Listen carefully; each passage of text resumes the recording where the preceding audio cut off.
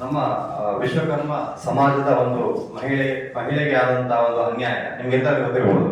ಈಗಷ್ಟೇ ಎಲ್ಲ ಹಲವಾರು ಜಾಹೀರಾತುಗಳು ಮೀಡಿಯಾಗಳೆಲ್ಲ ಬಂದಿರುವಂತಹ ವಿಚಾರಗಳು. ನಮ್ಮ ಸಮಾಜದ ಒಂದು ಹೆಣ್ಣು ಮಗಳಿಗೆ ಒಂದು ಬಸರಿ ಮಾಡಿಕೊಂಡು ಮಗು ಕೂಡ ಆಗಿದೆ. ಇಂತಹ ಒಂದು ಸಂದರ್ಭದಲ್ಲಿ PG ಜಗನ್ನಿವಾಸ್ ರಾವ್ ಇವರ ಮಗ ಶ್ರೀಯುತ ಕೃಷ್ಣ ಇವರು ಈ ಒಂದು ಕೃತ್ಯಕ್ಕೆ ಕೈಗೊಂಡಿದ್ದಾರೆ. ಹಾಗೆ ನಾವಿಲ್ಲಿ ವೈಯಕ್ತಿಕವಾಗಿ ಒಂದು ನಮ್ಮ ಸಂಘಕ್ಕೆ ಮಾಹಿತಿ ಬಂದ ವಿಚಾರ ಏನಂದ್ರೆ, ಶ್ರೀಯುತ PG ಜಗನ್ನಿವಾಸ್ ರಾವ್ ಇವರನ್ನು ಶಾರದಾ ಸಮಿತಿಯ ಅಧ್ಯಕ್ಷರಾಗಿ ಮಾಡಿರುತ್ತಾರೆ. ಶಾರದಾ ಭಜನಾ ಮಂದಿರದ ಅಧ್ಯಕ್ಷರಾಗಿ ಮಾಡಿರುತ್ತಾರೆ. ಇದೊಂದು ಮುಖ್ಯವಾಗಿ ನಾವೊಂದು ಖಂಡಿಸುವಂತ ವಿಷಯ. ಯಾಕಂತ ಹೇಳಿದ್ರೆ, ನಮ್ಮ ಒಂದು ಮಹಿಳೆ ತಾಯಿ ಸ್ಥಾನದಲ್ಲಿರುವಂತಹ ಒಂದು ಹುಡುಗಿ, ಅದೇ ಒಂದು ಶಾರದಾ ಮಾತೆ ತಾಯಿ ಸ್ಥಾನದಲ್ಲಿರುವಂತಹ ಒಂದು ಆ ತಾಯಿಯ ಕ್ಷೇತ್ರಕ್ಕೆ ಒಂದು ಅಧ್ಯಕ್ಷರಾಗಿ ಅವರನ್ನು ನೇಮಕ ಮಾಡಿ ಅವರು ಯಾವ ರೀತಿ ಸೇವೆ ಸಲ್ಲಿಸ್ತಾರೆ ಅಂತ ನಮ್ಗೆ ಗೊತ್ತಿಲ್ಲ. ಈ ಒಂದು ವಿಚಾರ ಮುಖ್ಯವಾಗಿ ಈ ಒಂದು ವಿಚಾರಕ್ಕೆ ನಾವೀಗ ಒಂದು ಸಭೆ ಮಾಧ್ಯಮದಲ್ಲಿ ಕೇಳುವಂತ ವಿಚಾರ. ಯಾಕಂದ್ರೆ ಆದಷ್ಟು ಬೇಗ ತಕ್ಷಣ ಅವರನ್ನು ಆ ಸ್ಥಾನದಿಂದ ವಜಾ ಮಾಡಬೇಕಂತ ನಾವು ನಿಮ್ಮ ಮುಖಾಂತರ ಸಮಾಜಕ್ಕೆ ತಿಳಿಸುವಂತ ವಿಚಾರ. ಮತ್ತೆ ಈ ಒಂದು ವಿಚಾರಕ್ಕೆ ವಿಶ್ವಕರ್ಮ ಸಮಾಜದವರು ಎಲ್ಲರೂ ಕೂಡ ಈ ಒಂದು ವಿಚಾರಕ್ಕೆ ನಾವು ಖಂಡಿಸ್ತೇವೆ. ಹಾಗೂ ಮುಂದಿನ ದಿನಗಳಲ್ಲಿ ಏನಾದರೂ ಇದು ಅವರು ಅದನ್ನೇ ಕಂಟಿನ್ಯೂ ಆಗಿಕೊಂಡು ಹೋದ್ರೆ ನಾವು ಆ ಒಂದು ಯಾವುದೇ ಒಂದು ಇದಕ್ಕೆ ನಾವು ಭಾಗಿಯಾಗುವಂತ ಒಂದು ಪ್ರಶ್ನೆ ಇರುವುದಿಲ್ಲ. ಯಾಕೆಂತ ಹೇಳಿದ್ರೆ ಅವರು ಧಾರ್ಮಿಕ ಕ್ಷೇತ್ರಕ್ಕೆ ಯಾಕೆ ನಾವು ಬೇಡ ಹೇಳೋದು ಹೇಳಿ ಈಗ ಕೂಡ ಒಂದು ವಿಷಯ ಆಗಿರುವಂತದ್ದು. ತಕ್ಷಣಕ್ಕೆ ಒಂದು ಸ್ಥಾನಮಾನ ಬೇಕು ಅಂತ ಹೇಳುವಂತ ವಿಚಾರ ಅಲ್ಲ. ಯಾಕಂದ್ರೆ ಈ ಒಂದು ಮಹಿಳೆಗೆ ಅನ್ಯಾಯ ಆಗಿದೆ. ಅದರಲ್ಲಿ ಈ ಅಧಿಪತಿ ಕ್ಷೇತ್ರ ಇರುವಂತದ್ದು ಮಾಲಿಂಗೇಶ್ವರ ಕ್ಷೇತ್ರ. ಅಲ್ಲಿ ಕೂಡ ಯಾವುದೇ ಒಂದು ಧಾರ್ಮಿಕ ಕ್ಷೇತ್ರದಲ್ಲಿ ಹೋಗ್ಬಾರ್ದು ಅಂತ ನಾವು ನಿಟ್ಟಿನಲ್ಲಿ ಕೇಳ್ತಾ ಇದ್ದೇವೆ. ಯಾಕಂದ್ರೆ ಅವರು ಯಾವ ರೀತಿಯಲ್ಲಿ ಜನರಿಗೆ ಹೇಳ್ತಾರೆ, ಒಂದು ಮಹಿಳೆಗೆ ಅವರ ಮಗನಕ್ಕಿಂತಾದಂತ ಒಂದು ಕೃತ್ಯ ಆಗಿರ್ಬೋದು. ಯಾಕಂದ್ರೆ ಇದಕ್ಕೆ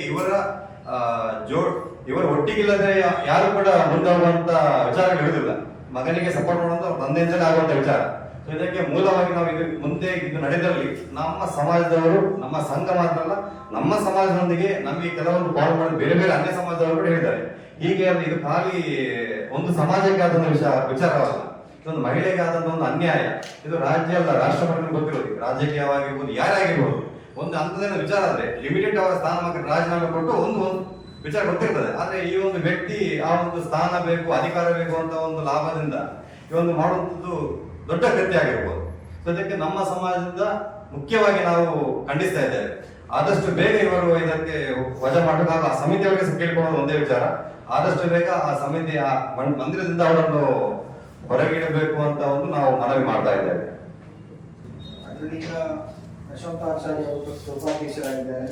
ಹೌದು, ಅವರು ಕೂಡ ನಮಗೆ ಅವರನ್ನು ಹೇಗೆ ಅಂದ್ರೆ, ನಮ್ಗೆ ಒಂದು ಮಾಹಿತಿ ಬಂದ ಪ್ರಕಾರ ಅವರು ಕೂಡ ಏನೋ ಮನವಿಯಲ್ಲಿ ಕೊಟ್ಟಿರ್ಬೋದು ಅಂತ ಒಂದು ಮಾಹಿತಿ ಬಂದಿದೆ. ಅದು ನಮಗೆ ನೇರವಾಗಿ ಅದು ನಮಗೆ ಅಧ್ಯಕ್ಷರು ಅಂತ ಗೊತ್ತಾದ ಕಾರಣ ನಾವು ಸ್ವೈತವಾಗಿ ನಮ್ಮ ಸಂಘದ ಮುಖಾಂತರ ನಾವು ಇದಕ್ಕೆ ಇಳಿದಿದ್ದೇವೆ.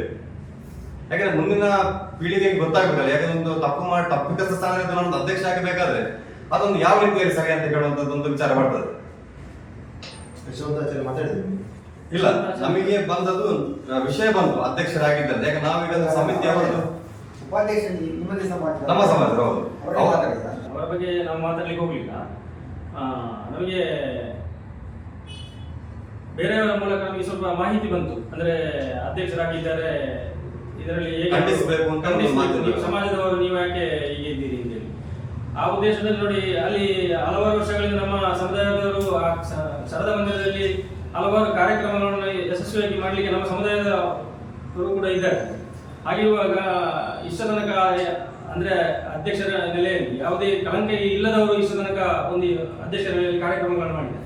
ಇಂಥ ಕಳಂಕವನ್ನು ಹೊತ್ತುಕೊಂಡು ಹೇಗೆ ಇದರಲ್ಲಿ ಮುಂದುವರಿಸ್ತಾರೆ ಅಂತೇಳಿ ನಮಗೆ ಕ್ವಶನ್ ಮಾರ್ಕ್ ಇದೆ. ಯಾಕಂದ್ರೆ ಅದು ಒಂದು ನಮ್ಮ ವಿಶ್ವಕರ್ಮ ಸಮಾಜದಲ್ಲಿ ಪಂಚಕುಲ ಕಸುಬುಗಳು ಹೇಗಿದೆ. ಯಾಕಂದ್ರೆ ಶಿಲೆ ಅಂತ ಹೇಳುವಂತದ್ದು ಆ ದೇವಿ ವಿಗ್ರಹವನ್ನು ಇಟ್ಕೊಂಡು ಆರಾಧನೆ ಮಾಡುವಾಗ ಆ ಶಿಲೆಯನ್ನು ಕೆತ್ತುವಂತ ನಮ್ಮ ಸಮಾಜದವರು ಮೂಲವಾಗಿ ಗೊತ್ತಿರ್ಬೋದು. ಅಂತ ಒಂದು ಇದಕ್ಕೆ ಇವರೊಂದು ಅಧ್ಯಕ್ಷ ಆಗಿ ಕೂತ್ಕೊಳ್ಬೇಕಾದ್ರೆ ಒಂದು ಮಹಿಳೆಗೆ ಒಂದು ಗೌರವ ಕೊಡದ ವ್ಯಕ್ತಿಯನ್ನು ಹಾಕಿಕೊಂಡು ತಪ್ಪಲ್ಲ ನಮ್ಮ ಒಂದು ವಿಚಾರ. ಮತ್ತೆ ನಮ್ಮ ಸಮಾಜದವರು ಯಾವುದೇ ಒಂದು ನೀವು ಹೇಳ್ಬೋದು, ಯಾವುದೇ ಒಂದು ಕ್ಷೇತ್ರ ಇರ್ಬೋದು, ಪ್ರತಿಯೊಂದು ಕ್ಷೇತ್ರ ನಮ್ಮ ಸಮಾಜದವರು ಕೆಲಸ ಸೇವೆ ಮಾಡ್ತಿದ್ದಾರೆ, ನಿಷ್ಠೆಯಿಂದ ಕೆಲಸ ಮಾಡೋದು. ಈಗ ಮಾಲಿಂಗೇಶ್ವರ ಕ್ಷೇತ್ರದಲ್ಲಿ ಆಗಿರುವಂಥದ್ದು, ಈಗ ಶಾರದಾ ಸಮಿತಿಯಲ್ಲಿ ಆಗಿರುವಂಥದ್ದು, ಮತ್ತೆ ಅದೆಲ್ಲ ದಕ್ಷಿಣ ಕನ್ನಡ ಜಿಲ್ಲೆಯಲ್ಲಿ ನಮ್ಮ ವಿಶ್ವಕರ್ಮ ಸಮಾಜದಲ್ಲಿ ಅತಿ ಹೆಚ್ಚು ಸಂಖ್ಯೆ ಇರುವುದು ಪುತ್ತೂರು ಕ್ಷೇತ್ರದಲ್ಲಿ.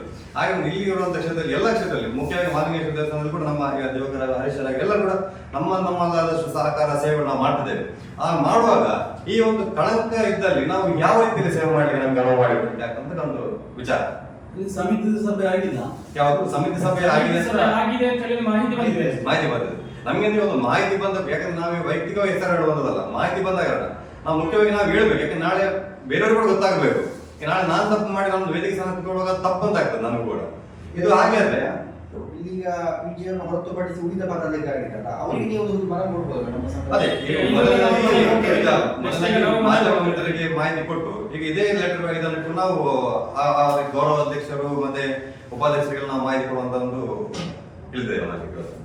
ಈ ಘಟನೆ ಆಗುವಾಗ ನೀವೇನಾದ್ರೂ ಖಂಡನೆ ಮಾಡೋದು ಅಥವಾ ಏನಾದ್ರು ಮಾಡಿದ್ದೀರಾ? ಸಮಾಜದ ವತಿಯಿಂದ ಸಂಘದ ಕೂಡ ನಾವು ಒಟ್ಟಿಗೆ ಕೈ ಜೋಡಿಸ್ತೇವೆ ಎಲ್ಲ ವಿಚಾರದಲ್ಲಿ. ಅಂದ್ರೆ ಈಗ ರಾಜ್ಯ ನಾಯಕರು ಬರುವಾಗೆಲ್ಲ ನಿಮ್ಮ ಯಾರೋ ಪದಾಧಿಕಾರಿಗಳನ್ನು ಕಾಣಲಿಲ್ಲ. ಅದೇ ಮಹಿಳೆಯ ಮನೆಗೆ ನಾವು ಕೂಡ ಒಂದು ಮಾತಾಡಿ ಅವರ ವಿಚಾರ ತಗೊಂಡು ಬಂದೇವೆ.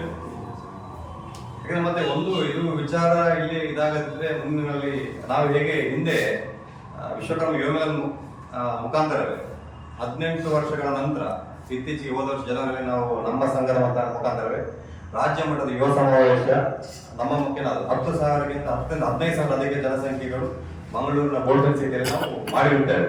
ಇದು ಯಾಕಿದೆ? ಇದು ಕೇವಲ ಯುವಕರು ಮಾಡಿರುವಂತಹ ಒಂದು ಕಾರ್ಯಕ್ರಮ, ಯುವಕರಿಗೆ ಹಿರಿಯರು ಕೈ ಜೋಡಿಸಿಕೊಂಡು ಮಾಡಿರುವಂತ ಕಾರ್ಯಕ್ರಮ ಈಗ. ಯಾಕಂದ್ರೆ ಆ ಸಮಾವೇಶ 15,000 ಜನ ನಮ್ಗೆ ಹೇಗೆ ಸೇರಿಸಲಿಕ್ಕೆ ಗೊತ್ತುಂಟು. ಮುಂದಿನ ಇದು ನಮ್ಗೆ ನ್ಯಾಯ ಸಿಗದೆ ಹೋದಲ್ಲಿ ಅದಕ್ಕಿಂತ ಹೆಚ್ಚು ಜನ ಸೇರಿಕೊಂಡು ಪ್ರತಿಭಟನೆ ಮಾಡಿಕೊಂಡು ನಾವು ಹೇಳಿದ್ದೇವೆ ಮುಖ್ಯವಾಗಿ. ಮುಂದಿನ ದಿನಗಳಲ್ಲಿ ಶಾರದಾ ಮಂದಿರ ಅಂತ ಹೇಳಿಲ್ಲ, ಈ ಮಹಿಳೆಗೆ ನ್ಯಾಯ ಸಿಗೋದಲ್ಲ. ಎಲ್ಲ ಕ್ಷೇತ್ರಗಳಲ್ಲಿ ಧಾರ್ಮಿಕ ಕ್ಷೇತ್ರಗಳಲ್ಲಿ ಅವರು ಭಾಗವಹಿಸುವಂತಿಲ್ಲ. ಯಾಕಂದ್ರೆ ಅವನು ನಿಮ್ಗೆ ಗೊತ್ತಿರುವಂತದ್ದು ನಮ್ಮ ಸಮಾಜದವರು ಕೆತ್ತುವಂತಹ ಒಂದು ಶಿಲೆಗೆ ಆ ಒಂದು ಸ್ಥಾನಮಾನ ಇರುವಂತಹ ವಿಚಾರಕ್ಕೆ ಇವರು ಪೂಜೆ ಅಥವಾ ಯಾವುದೋ ಒಂದು ವಿಚಾರ ಇರ್ಬೋದು, ಯಾವ ರೀತಿಯಲ್ಲಿ ಮಾಡ್ತಾರೆ ಅದು ಬೇಕು. ಅದಕ್ಕೆ ಆ ಹೆಣ್ಣು ಮಗಳಿಗೆ ನ್ಯಾಯ ಸಿಗುವ ತನಕ ಅವ್ರು ಯಾವುದೊಂದು ಕ್ಷೇತ್ರದಲ್ಲಿ ಪದಾಧಿಕಾರಿಗಳ ಅಥವಾ ಅಧ್ಯಕ್ಷನ ತಗೊಂಡ್ರೆ ನಾವು ನಮ್ಮ ಸಮಾಜದವರು ಮುಖ್ಯವಾಗಿ ನಾವು ಬಂದು ಖಂಡಿಸ್ತೇವೆ ಎಲ್ಲ ವಿಚಾರಗಳಲ್ಲಿ.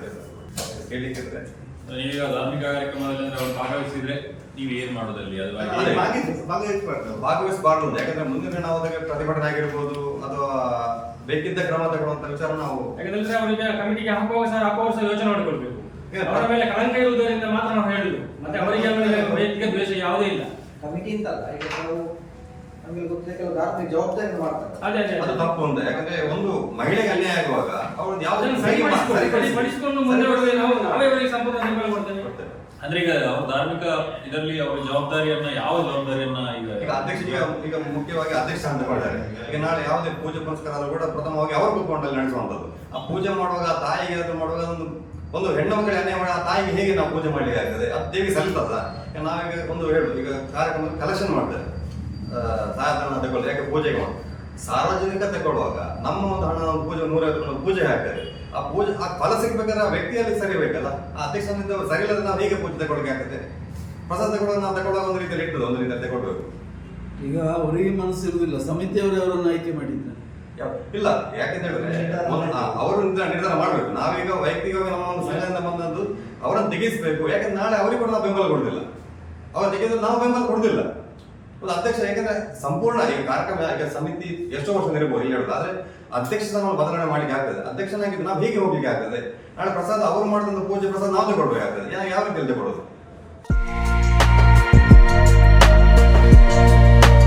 ನಿಮ್ಮ ಸೇವೆಗಾಗಿ ಇದೀಗ ಮತ್ತಷ್ಟು ವಿಶಾಲವಾಗಿ ತೆರೆದುಕೊಂಡಿದೆ ಡೇನಿಯಲ್ ಎಂಟರ್ಪ್ರೈಸಸ್. ಒಂದೇ ಸೂರಿನಡಿ ಜನರಲ್ ಸ್ಟೋರ್ ಹಾಗೂ ಫರ್ನಿಚರ್ ಶೋರೂಮ್. ಸ್ವಂತ ತಯಾರಿಕೆಯಲ್ಲೇ ಸಿದ್ಧವಾಗುತ್ತಿದೆ ದೇವರ stand, sofa set, wardrobe, cot set, ದಿವಾನಾ ಸೆಟ್, ಡೈನಿಂಗ್ ಟೇಬಲ್, ಗಾಡ್ರೇಜ್, ಇನ್ನೂ ಹಲವು. ಡೇನಿಯಲ್ ಇಂಡಸ್ಟ್ರಿಯಲ್ಲಿ ಸಾಗುವಾನಿ ಹಾಗೂ ಹಲಸಿನ ಮರದಿಂದ ತಯಾರಿಸಿದ ಗಟ್ಟಿಮುಟ್ಟಾದ ಫರ್ನಿಚರ್ ಐಟಂಗಳು. 40 ವರ್ಷಗಳಿಂದ ಕಾರ್ಯಾಚರಿಸುತ್ತಿರುವ ಡೇನಿಯಲ್ ಇಂಡಸ್ಟ್ರೀಸ್ 25 ವರ್ಷಗಳಿಂದ ಗುಣಮಟ್ಟದ ಗ್ರಾಹಕ ಸ್ನೇಹಿ ಸೇವೆ ನೀಡುತ್ತಿರುವ Daniel furniture showroom. Daniel enterprises furniture showroom ಹಾಗೂ ಜನರಲ್ ಸ್ಟೋರ್, ಪುತ್ತೂರು, ಮುಕ್ರಪಾಡಿ. ಸಂಪರ್ಕಿಸಿ 9481757193. ಸುದ್ದಿ ಚಾನಲ್